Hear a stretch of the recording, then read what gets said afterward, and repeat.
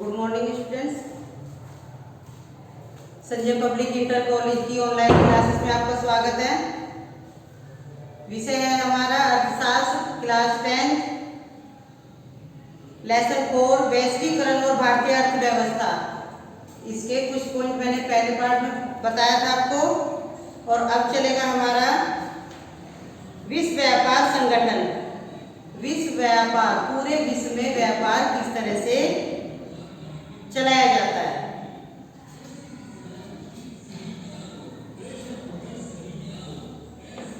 इन संगठनों का विचार है कि विदेश व्यापार और विदेशी निवेश पर सभी प्रकार के अवरोधक हानिकारक हैं, इसलिए कोई भी अवरोधक नहीं होना चाहिए। जब विश्व व्यापार हो, अगर हमें पूरी दुनिया में एक दूसरे देश से व्यापार बढ़ाना है, एक दूसरे देश में एक दूसरे चीजों को भेजना है, तो उसमें कोई भी अवरोधक नहीं होना चाहिए। और सभी देशों के मध्य मुक्त व्यापार होना चाहिए। विश्व के सभी देशों को चाहिए कि वे नीतियां उदार बनाएं। जैसे नीतियां उदार बनाएं तो व्यापार व्यवहारों पर वाद विवाद, जो व्यापार शुरू होता है, व्यापारों का जो व्यवहार करते हैं, तो उसमें कोई वाद विवाद का मतलब है किसी तरह से कोई मन मुटाव या झगड़ा फसाद या दंगे, कुछ भी इस प्रकार का कोई भी वाद विवाद न हो, तभी तो हमारा व्यापार अच्छा चलेगा। तो जैसे भारत में कृषि क्षेत्र अधिकांश रोजगार और सकल घरेलू उत्पादक जीडीपी का महत्वपूर्ण भाग प्रदान करता है। इसकी तुलना में विकसित देशों जैसे कि अमेरिका के सकल घरेलू उत्पाद में कृषि का हिस्सा मात्र 1% और कुल रोजगार में केवल 0.5% है। और फिर भी अमेरिका के कृषि क्षेत्र में कार्यरत इतने कम प्रतिशत लोग भी अमेरिकी सरकार से उत्पादन, मतलब अमेरिकी कृषि क्षेत्र में कार्यरत इतने कम प्रतिशत लोग भी अमेरिका सरकार से उत्पादन और दूसरे देशों को निर्यात करने के लिए बहुत अधिक धन पाते हैं, बहुत अधिक धन कमा लेते हैं। वो कैसे कमाते हैं? जैसे अमेरिकी किसान अपने कृषि उत्पादों को कम कीमत पर बेच सकते हैं। उन्हें पता है कि अगर हमने कुछ थोड़ी बहुत कम कीमत पर भी अपना सामान, अपना व्यापार बढ़ाया और कोई चीज हमने बेची है, तो कुछ कीमत पे भी बेच दिया, तो हमारा उससे और व्यापार ज़्यादा बढ़ेगा। जैसे कि आप मार्केट में कोई चीज़ लेने जाते हैं, तो कोई उसी चीज़ को दे रहा है 10 रुपया महंगी और वो दूसरा दे रहा है 10 रुपया कम, तो जो 10 रुपया कम दे रहा है तो अधिकतर व्यक्ति वहीं से खरीदेंगे और वो उस महंगे वाले से जल्दी बेचकर वो दूसरे भी और चीज़ लाने शुरू कर देगा और दूसरा भी और बेचना शुरू कर देगा। क्योंकि हर व्यक्ति को चाहिए कि कुछ सस्ती चीज़ मिल रही है तो अच्छा है, और वो महंगाई के चक्कर में, वो महंगा बेचने के चक्कर में उसे रखता है, तो वो आगे बढ़ेगा नहीं। वो एक दिन में नहीं बेच पाएगा, तो वो दूसरा भी ला के बेच देगा, तो वो पैसा कमाएगा नहीं कमाएगा। तो यही कारण है कि विकासशील देश विकसित देशों की सरकारों से प्रश्न कर रहे हैं कि कैसे प्रश्न कर रहे हैं कि हमने विश्व व्यापार संगठन के नियमों के अनुसार व्यापार अवरोधों को कम कर दिया, लेकिन उन लोगों ने विश्व व्यापार संगठन के नियमों को अनदेखा कर दिया और अपने किसानों को भारी धनराशि देना जारी रखा। अपने किसानों को धन देते रहे, उन्होंने नहीं बंद किया। और आप लोगों ने, हमारी सरकारों को अपने किसानों को सहायता बंद करने की लिए कहा कि किसानों को कोई सहायता ना दो, परंतु आप स्वयं यही काम कर रहे हैं कि क्या ये मुक्त और न्याय संगत व्यापार है? इस तरह का तो न्याय संगत नहीं है, किसी भी तरह का ये न्याय नहीं है। अगर वे अपने लोगों को दे सकते हैं, सहायता दे सकते हैं, अपने किसानों को दे सकते हैं, तो हमारी सरकार को भी देने से मना नहीं करना चाहिए। वर्तमान में विश्व के लगभग 165 देश विश्व व्यापार संगठन 2016 के सदस्य हैं। ज़्यादा पुराना भी नहीं हुआ है, 2016 अभी 4 साल पहले की बात है।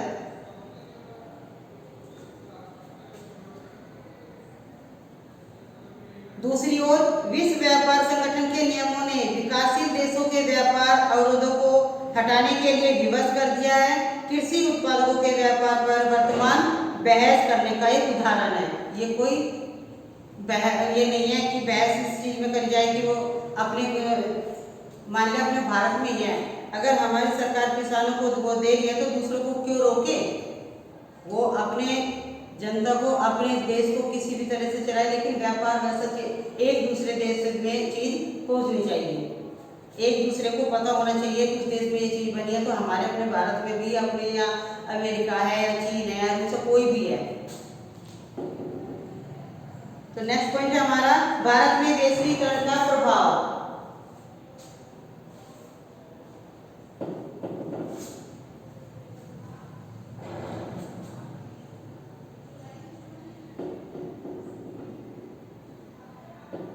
ये लोग पहले की तुलना में आज अपेक्षाकृत उच्चतर जीवन स्तर का आनंद उठा रहे हैं। उत्पादकों और श्रमिकों पर वैश्वीकरण का एक समान प्रभाव नहीं पड़ा है, एक सा असर नहीं पड़ा है।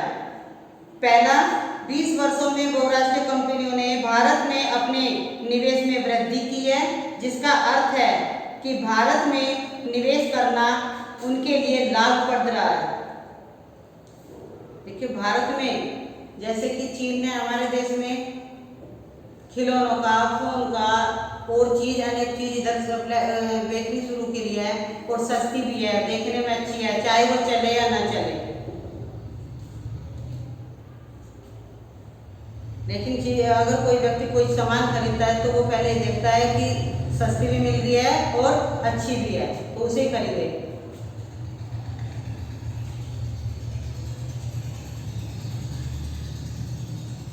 जिसका अर्थ है कि भारत में निवेश करना उनके लिए लाभप्रद रहा। बहुराष्ट्रीय कंपनियों ने शहरी क्षेत्रों के उद्योग जैसे मोटर गाड़ियां, सेलफोन, इलेक्ट्रॉनिक उत्पादों, ठंडे पेय पदार्थ और जंक खाद्य पदार्थ एवं बैंकिंग जैसी सेवाओं के निवेश में रुचि दिखाई है। इन उत्पादों के अधिकांश खरीदार संपन्न वर्ग के लोग हैं, जिसको किसी तरह से कोई दिक्कत नहीं है खरीदने में, वो हर तरह से संपन्न है तो वे लोग खरीदते हैं। इन उद्योगों और सेवाओं में नए रोजगारों का सृजन हुआ है, साथ ही इन उद्योगों को कच्चे माल इत्यादि की आपूर्ति करने वाली स्थानीय कंपनियों को भी लाभ हुआ है।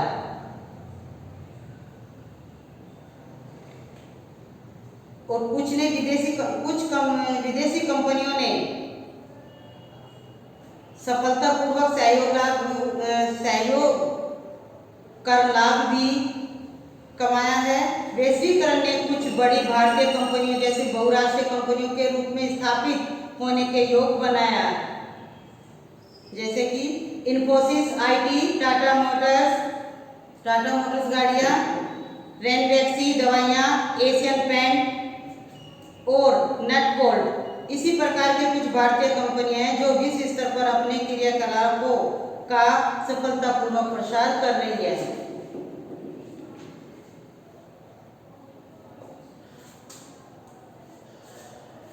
इसी में नेक्स्ट पॉइंट आता है विदेशी निवेश को आकर्षित करने के लिए उठाए गए कदम। विदेशी निवेश को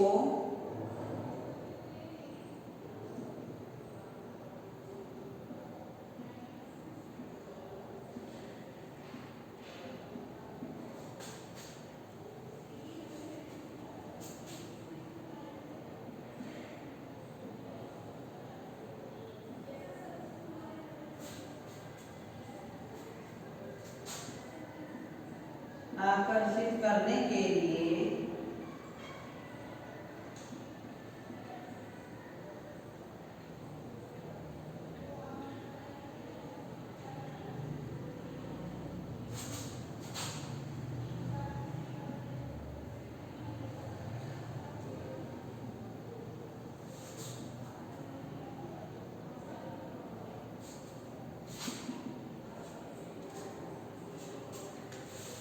देखिए विदेशी निवेश को आकर्षित करने के लिए क्या कदम उठाए गए हैं? किसी भी चीज को आकर्षित करना, अपनी तरफ कर लेना। जैसे कि विदेशी निवेश को आकर्षित करने हेतु सरकार ने श्रम कानूनों में लचीलापन लाने की अनुमति दी है। ढीलापन छोड़ दिया, किसी तरह की कोई सख्ताई नहीं की। बहुत सी संगठित क्षेत्र की कंपनियों ने कुछ नियमों का अनुपालन करना पड़ता है, जिसका उद्देश्य श्रमिक अधिकारों का संरक्षण करना है। हाल ही के वर्षों में सरकार ने कंपनियों को अनेक नियमों से छूट लेने की अनुमति दे दी है। और जब छूट मिल जाती है, किसी तरह की छूट मिल जाती है और उसमें हमारा कोई काम हो गया तो और आगे भी सोचेंगे कि आगे भी और छूट मिल जाए, मांग बढ़ती रहती है। कंपनी की श्रम लागत में कटौती करने के लिए ऐसा किया जाता है, फिर भी विदेशी कंपनियां अभी भी संतुष्ट नहीं है। वो क्यों नहीं है? कि और श्रम कानूनों में और अधिक लचीलेपन की मांग हो जाए, और मतलब मांग उनकी जारी रहती है कि और लचीलापन दे दे। और जैसे कि मान लिया हमारे देश से ही कोई चीज़ दूसरे देश में जा रही है तो किसी तरह की छूट मिलेगी तो सोचेंगे कि अगली बार ये हुआ तो आगे से और फायदा हो जाए।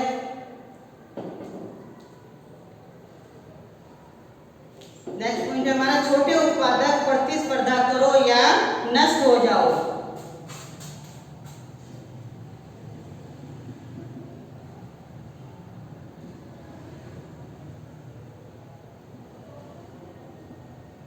छोटे उत्पादक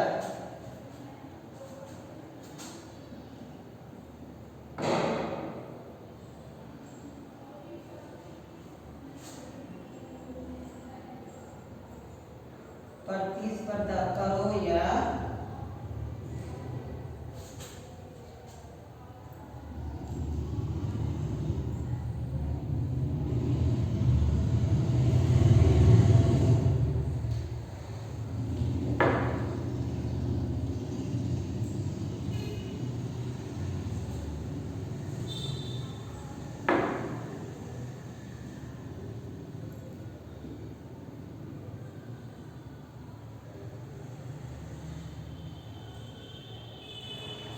नष्ट हो जाओ। देखिए, जब कोई व्यक्ति कोई बिजनेस शुरू करता है तो वो ये सोचकर करता है कि या तो इसमें हम सक्षम हो जाएंगे, सफलता मिलेगी, या इसमें नुकसान होगा तो वो भी देखी जाएगी। लेकिन काम शुरू करें तो सही, तभी तो पता लगेगा कि हम इसमें सफलता मिलेगी या नहीं मिलेगी। तो बढ़ती प्रतियोगिता,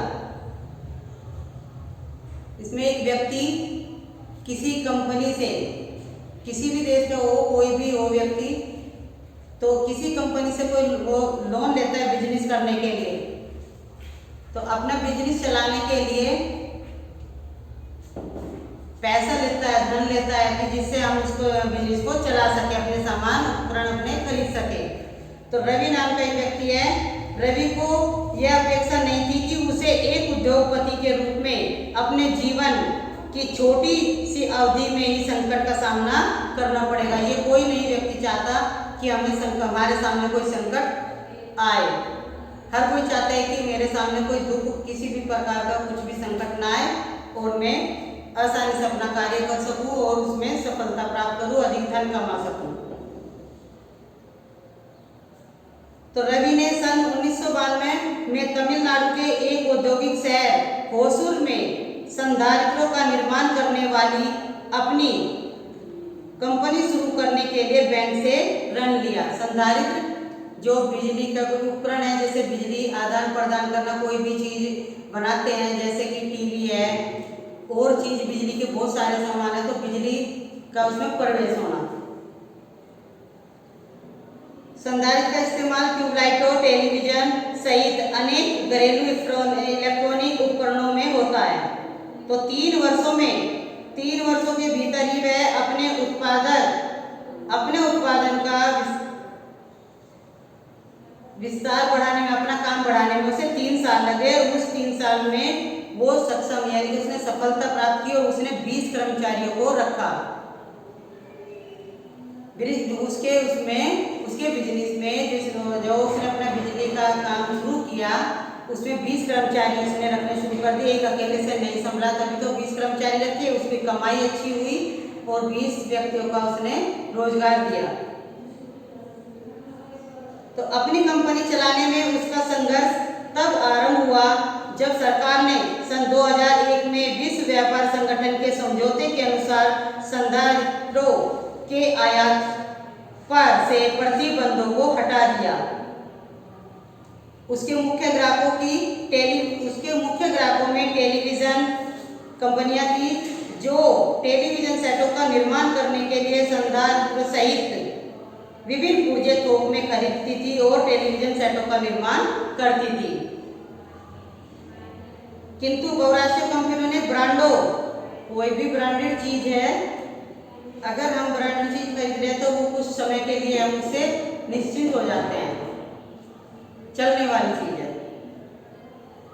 तो ब्रांडों में प्रतिस्पर्धा ने भारतीय टेलीविजन कंपनियों को बहुराष्ट्रीय कंपनियों के लिए संयोजक कार्य करने के लिए विवश कर दिया। उनमें से कुछ जब संधारित्र खरीदती थी तो वे उनका आयात करना पसंद करती थी, क्योंकि आयातित सामानों की कीमत रवि जैसे लोगों द्वारा निर्धारित कीमत से आधी होती थी।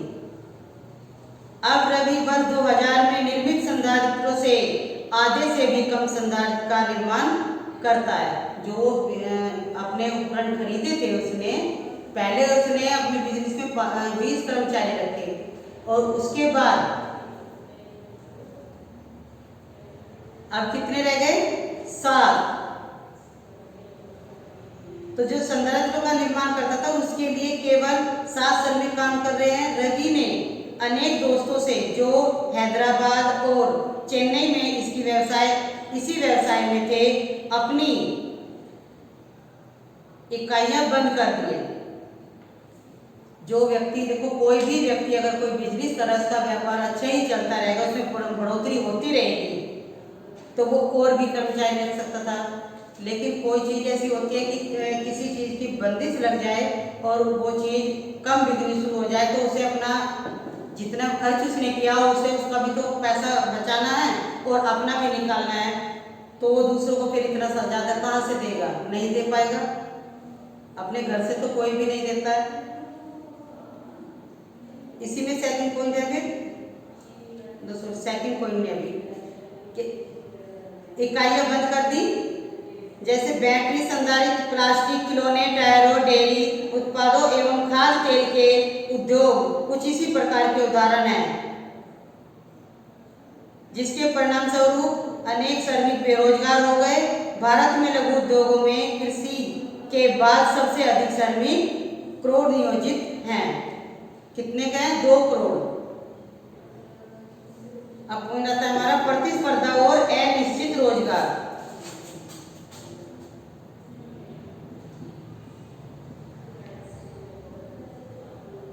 प्रतिस्पर्धा और निश्चित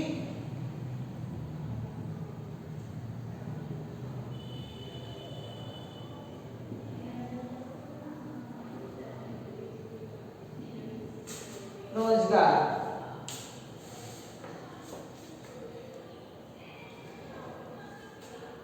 जहां पहले कारखाने श्रमिकों को अस्थायी आधार पर रोजगार देते थे, वहीं वे अब अस्थायी रोजगार देते हैं। अस्थायी यानी कि वो जमाऊ नहीं है, टिके हुए नहीं रहते, ताकि श्रमिकों को वर्ष भर वेतन नहीं देना पड़े और श्रमिकों को बहुत अधिक घंटों तक काम करना, उसमें और भी ज़्यादा काम करना पड़ता है और अत्यधिक मांग की अवधि में नियमित रूप से रात में भी काम करना पड़ता है। मजदूरी काफ़ी कम होती है और श्रमिक अपनी रोजी रोटी के लिए अतिरिक्त समय में भी काम करने के लिए विवश हो जाता है, मजबूर हो जाता है वो।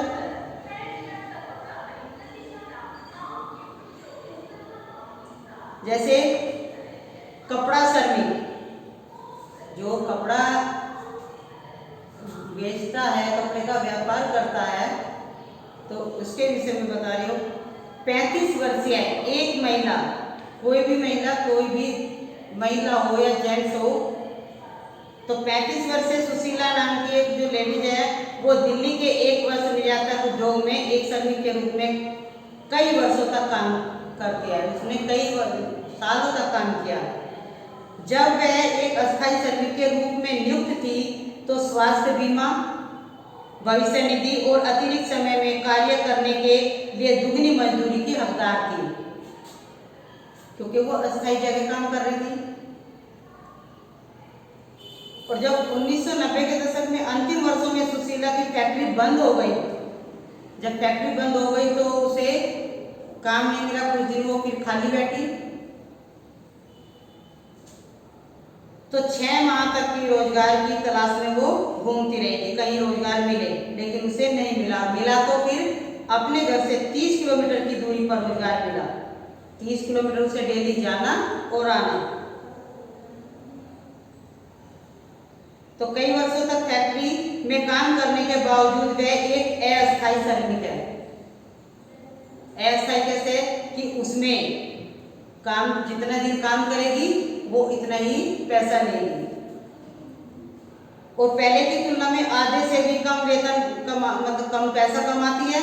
और वह सप्ताह के 7 दिन सुबह 7:30 बजे से 7:30 बजे घर से निकलती है और रात को 10 बजे घर वापस आती है।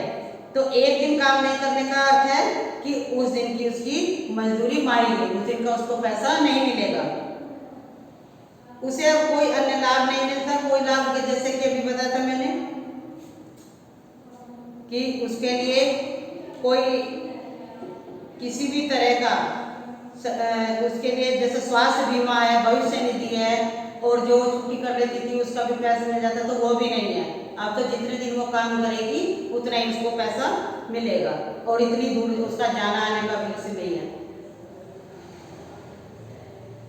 तो उस दिन की मजदूरी नहीं मिलना, उसे अब कोई अन्य लाभ नहीं मिलता जो पहले उसे मिलता था। तो उसके घर के समीप की फैक्ट्रियां जो काफी अस्थिर ऑर्डर में जो घर के पास में ही है, उसमें जो अस्थिर ऑर्डर मिलते हैं, इसीलिए वे काम कम वेतन में भी काम करते हैं। जो पास में है वो सोचते हैं कि ये तो पास में है तो उससे कम में रखेंगे, और दूर में है तो थोड़ा बहुत अगर बढ़ोतरी हो भी गई है पेमेंट में तो उसके आने जाने का उसका किराया वो तो सब उसी में ही होता है, तो फिर वही लोग फिर के वही आ जाती है, और वैसे भी कोई सुविधा नहीं मिलती है। तो स्थिर और अस्थिर का हमें ये पता लगा है कि इसमें कितने घंटे काम करके अस्थायी जगह अगर हम काम कर रहे हैं तो हमें हर चीज का फायदा होता है, और अगर अस्थायी जगह कर रहे हैं तो उसमें हमें अलग से प्रॉफिट नहीं होता। नेक्स्ट पॉइंट है हमारा न्याय संगत वैश्वीकरण के लिए संघर्ष।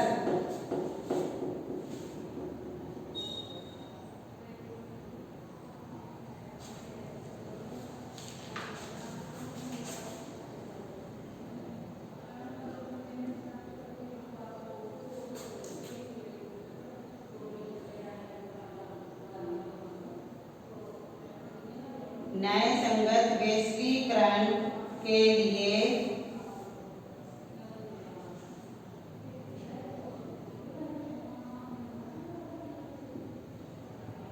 संघर्ष।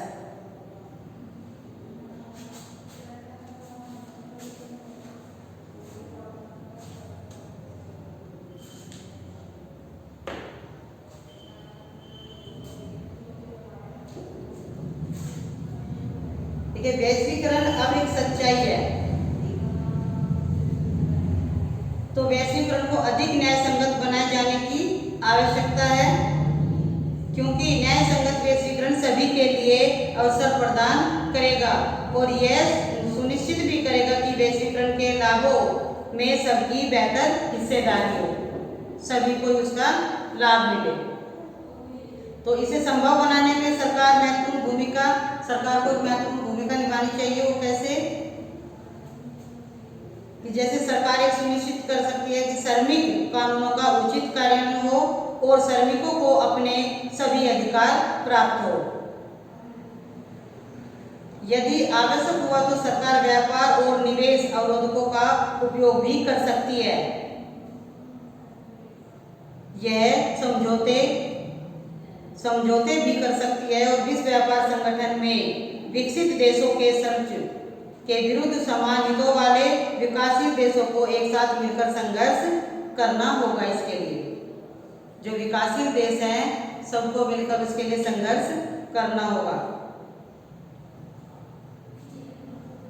जबकि वैश्वीकरण से धनी उपभोक्ता और कुशल शिक्षित एवं धनी उत्पादक ही लाभान्वित हो गए हैं, परंतु बढ़ती प्रतिस्पर्धा से अनेक छोटे उत्पादक और श्रमिक प्रभावित हुए हैं। न्यायसंगत वैश्वीकरण, न्यायसंगत वैश्वीकरण के विषय में पहले बता दी कि किसी देश को एक दूसरे से जोड़कर चलना। तो न्यायसंगत सभी के लिए अवसरों का सृजन अच्छा करेगा, सभी के लिए उसमें फायदा होगा, सभी को उसका लाभ मिलेगा और इसके साथ ही साथ यह भी सुनिश्चित करेगा कि वैश्वीकरण के लाभों में सभी की बेहतर हिस्सेदारी हो। तो बच्चों ये लेसन आज हमारा समाप्त हुआ। इसे देखते रहिए, वीडियो को देखते रहिए और लाइक करिए। नेक्स्ट चैप्टर हमारा कल चलेगा। धन्यवाद।